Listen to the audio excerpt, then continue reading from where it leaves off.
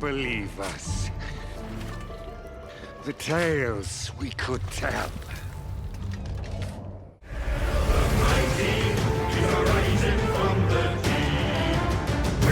Sails and incredible tales were caught in endless seas. You wouldn't believe us. And that's right, folks, we got treated to some amazing news today by Total War. So there is a new DLC coming for Warhammer 2. And yes, as you can see by the background and from the intro, it is pirates. This is the curse of the Vampire Coast, which means we are going to be receiving a new faction for the Vortex campaign, the Vampire Coast, with a lot of new content.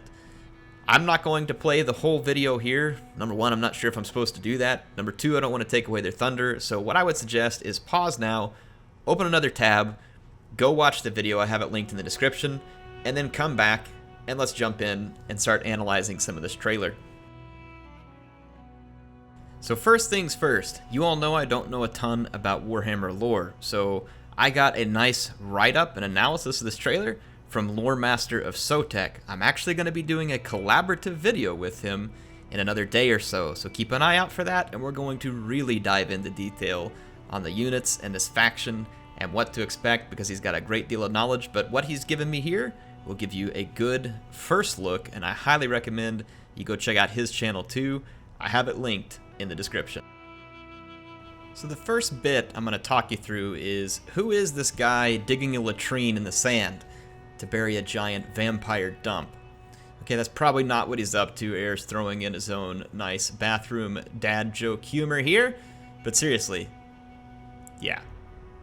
Okay, I've made assumptions about him. No, this is Luther Harkon, and he's known as the Pirate King of the Vampire Coast. So this is going to be obviously the first legendary lord that they've revealed to us, and that's who this is in the video. So he's a crazy vampire pirate who had a little bit of an accident during an expedition in Lustria. You see, he was trying to plunder some lizardmen ruins, but there happened to be a really powerful magic defense, and when it went crazy and electrocuted him, it made his mind crazy, which is why you're going to hear him referring to himself as we later on in the video. So crazy vampire pirate? Check.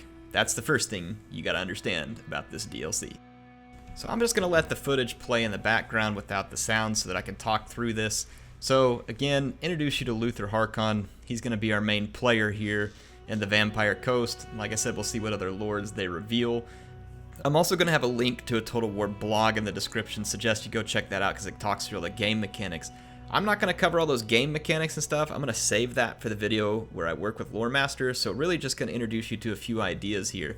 You're going to see a lot in this video, some things that are pretty important to tell us a little bit about what the Vampire Coast is going to play like. For instance, you're going to see a lot of monsters. This is going to be a faction that's going to come with lots of monsters, and here you actually see an interesting clip with lots of zombies armed with firearms.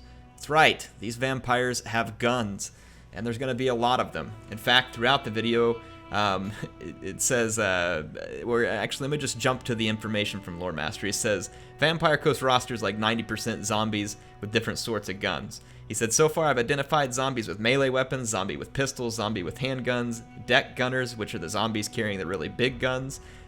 So there's going to be a lot of zombies with firearms, from what we can see here in this video. You're going to also see those flying bats and some other big monsters here, so who are those guys? The flying dudes there are deck droppers, really big backs that carry zombies who have guns in their hands. So yes, that's going to be awesome. The other big brutes you saw back there a moment ago, they're going to be the animated Hulks. It said they're basically ogre-sized fodder units, so that's going to be very interesting. And then you're going to see a giant cannon. Queen Bess is the colossal Hellhammer cannon Luther Harkon looted from a powerful Imperial fleet. So lots of awesome units that we're going to see. I think a couple of other key things to point out as we go through here.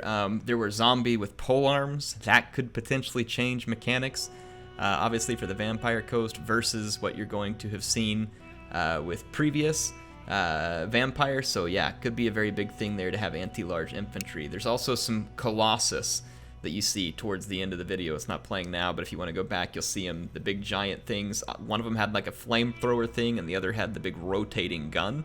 So we can expect that there's going to be something that's going to be maybe akin to like a bone giant, a ranged giant that may have some melee.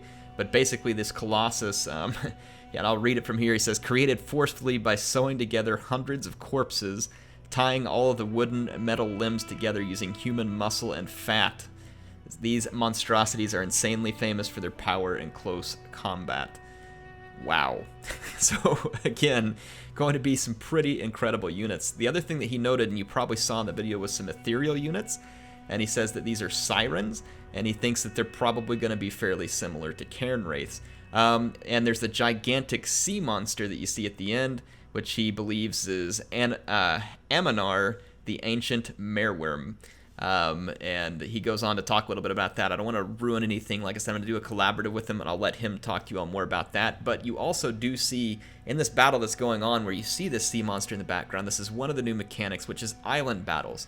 No, there's not naval battles in the game, but there's going to be these island battles where when you have fleets that run into each other, it's like they find, I think Captain Awesome, my friend from real life, said it right when he said, it's like when two people get in a fight on the road and they pull their car over to duke it out. That's exactly what's going to happen. So your two fleets get in a fight at sea, they find the nearest island, disembark their troops, and that's what you're seeing right here, and they go at it.